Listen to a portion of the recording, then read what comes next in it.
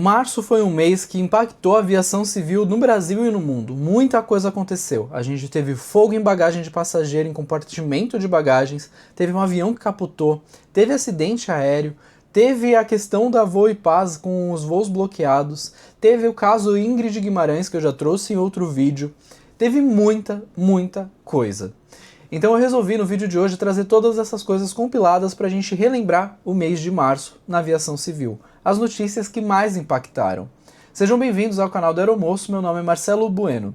E no vídeo de hoje nós vamos trazer essas informações que são muito relevantes para a gente saber o que está acontecendo na nossa área, né? Esse quadro costumava ser o Aeronews, mas agora é Aeroplantão, onde eu trago as notícias que impactam a aviação civil no Brasil e no mundo.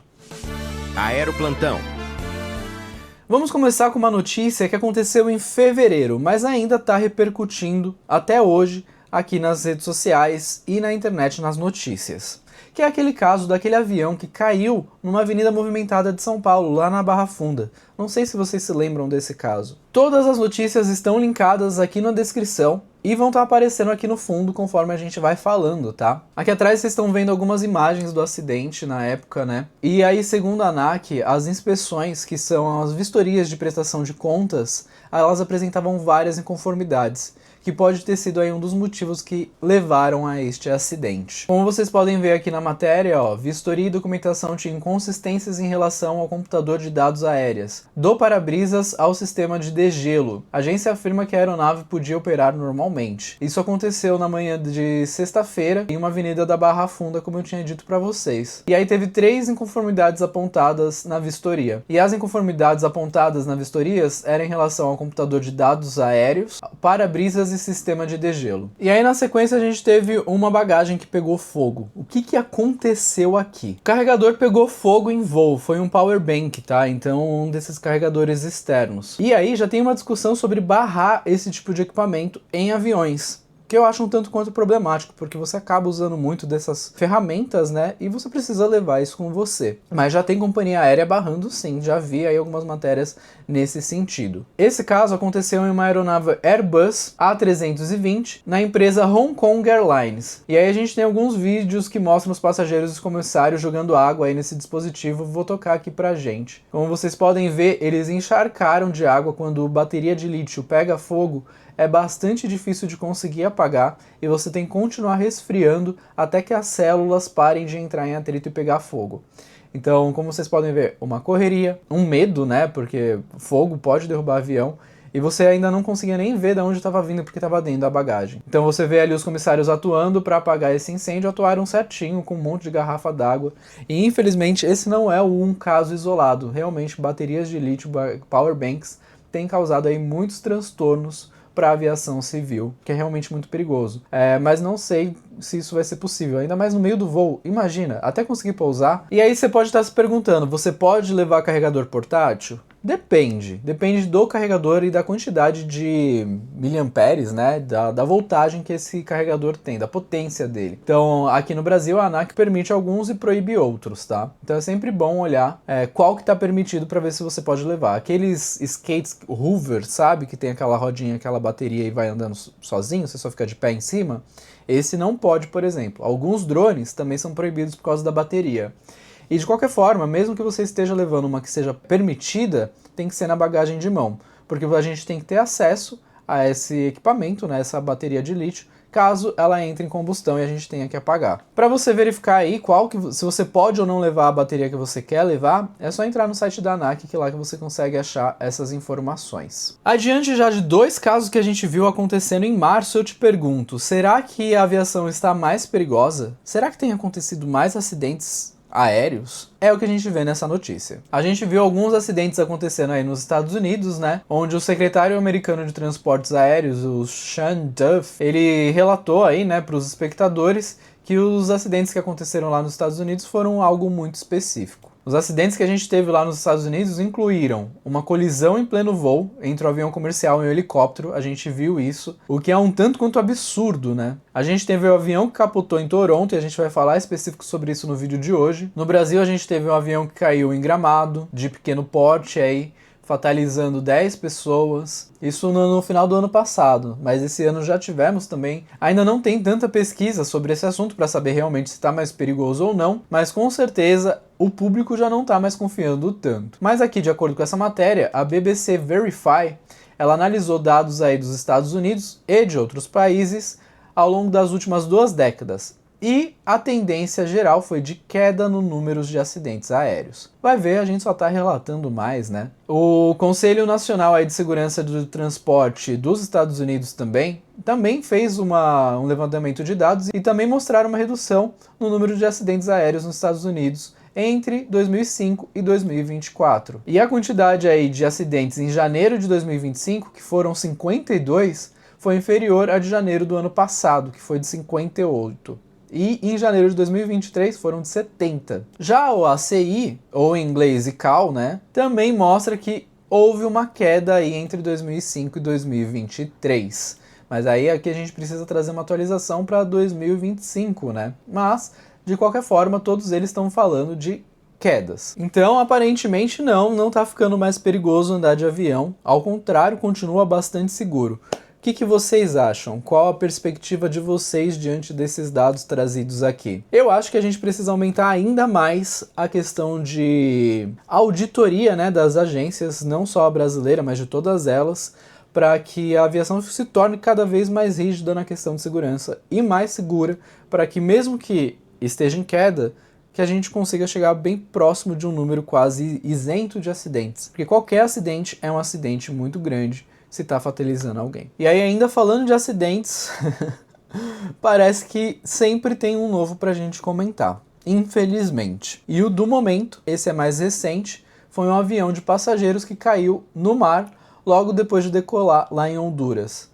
12 pessoas foram fatalizadas aí, disseram os bombeiros, né? Esse avião levava 15 passageiros e 2 tripulantes. A agência nacional deles lá de aviação civil é a AHAC, com H, não é ANAC, porque é de Honduras, né? O avião que caiu era um Jetstream 32 e era operado aí pela empresa de Honduras. As causas desse acidente ainda estão em investigação. Como vocês podem ver, era uma empresa aí de aviões pequenos. Mas aí vocês acham que as coisas na aviação acontecem só com o avião? Não. Acontece com o aeroporto também. Tanto que aconteceu com o aeroporto de Londres, que é um dos maiores aí da Europa. E um dos maiores do mundo também em questão de passageiros transportados, em volume de passageiros. Inclusive a gente trouxe isso num vídeo desse mês falando sobre os maiores aeroportos do mundo em volume de passageiros. Se não assistiu, corre lá para assistir. Deixarei linkado no final desse vídeo. De qualquer forma, isso foi bastante noticiado esse mês de março, que foi um incêndio que acabou fechando as operações do aeroporto de Heathrow, lá em Londres. Isso acabou afetando a aviação no mundo inteiro. Aviões que estavam vindo dos Estados Unidos para Londres acabavam retornando no meio do Atlântico, no meio do oceano. Eles voltavam porque não ia ter onde pousar ali em Londres, por conta de um incêndio que aconteceu ali perto. E esse incêndio acabou gerando aí um apagão. Esse fechamento do aeroporto foi inédito, não tinha acontecido antes, tá? Aconteceu no dia 21, demorou um pouco para reabrir ainda, acabou provocando um efeito bastante grande na aviação mundial, para vocês verem como hoje a gente está tudo interligado, né? Muitos voos acabaram sendo cancelados ou adiados por conta disso, e também é um hub, então mesmo que você não ia para Londres, às vezes passaria por ali para ir para outro lugar. Então impactou voos de vários lugares para vários lugares. Só para vocês terem uma ideia, estava previsto 1.357 voos para sexta-feira, 679 de chegada e 678 de saída, decolando. O aeroporto foi retomado, mas sempre que retoma depois de uma situação de fechamento do aeroporto assim, leva um tempo para estabilizar, para voltar aos trilhos, né? Como se fosse um trilho mesmo. Destrilhou aqui, saiu dos trilhos. E aqui a matéria lista pra gente algumas dos impactos em cadeia, né? Como reacomodação de milhares de passageiros. Foram 145,8 mil passageiros potencialmente afetados aí, segundo a matéria. Também vai ter que ajustar a jornada de muitas tripulações. Imagina se você está pernoitando lá.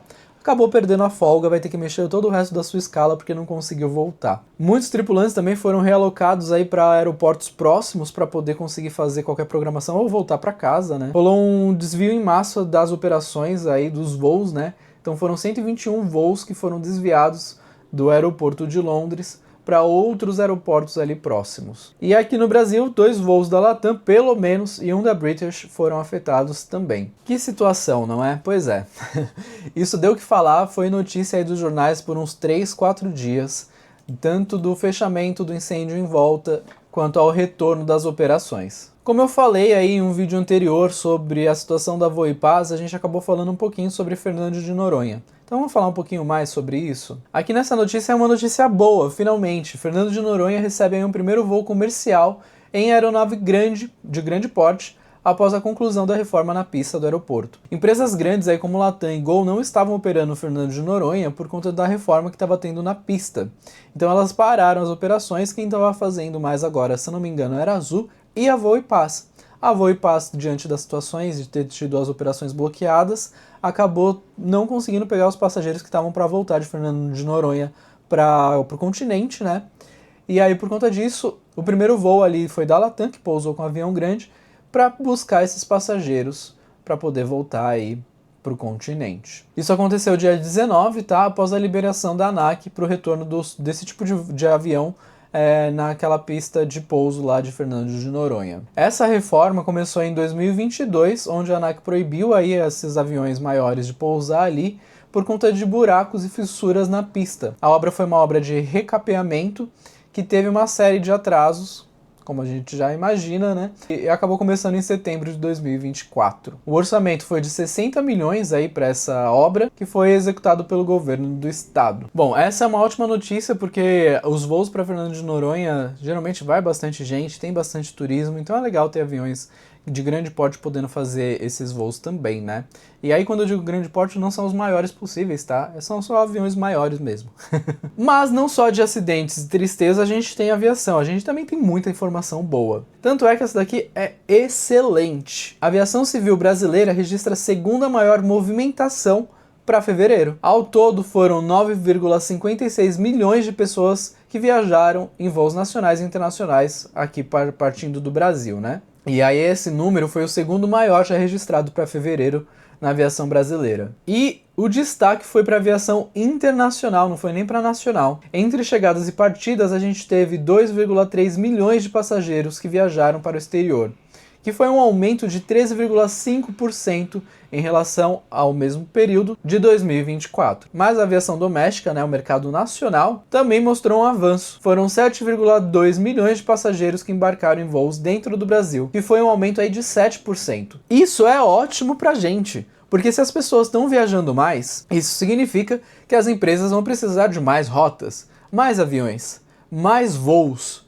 E isso significa, exato, mais contratações. Então o reaquecimento da aviação é muito bom pra gente. Então quanto mais voos tiver, mais gente voando, mais emprego a gente tem. Então essa é a melhor notícia do dia aqui para quem quer se tornar comissário de voo. E para finalizar, uma situação um tanto quanto inusitada, diria eu. Um avião comercial capotou ao pousar no aeroporto de Toronto, lá no Canadá. Esse avião tinha 80 pessoas e ele capotou ao pousar em Toronto. 15 pessoas ficaram feridas e 2 foi ferimentos graves. Uma dessas passageiras postou nas redes sociais uma imagem dela mesma de ponta cabeça, ainda sentada na poltrona, por isso que é importante usar o cinto, tá vendo, gente? Esse avião que capotou era da Delta Airlines. E aí, como vocês podem ver, tá a foto aí do avião da Delta de ponta cabeça. Muito mais coisa aconteceu em março do que eu consegui trazer aqui, mas eu trouxe as que mais me impactaram para vocês se manterem atualizados. Outras delas eu já trouxe aqui em outros vídeos, né, durante o mês, como a da Ingrid Guimarães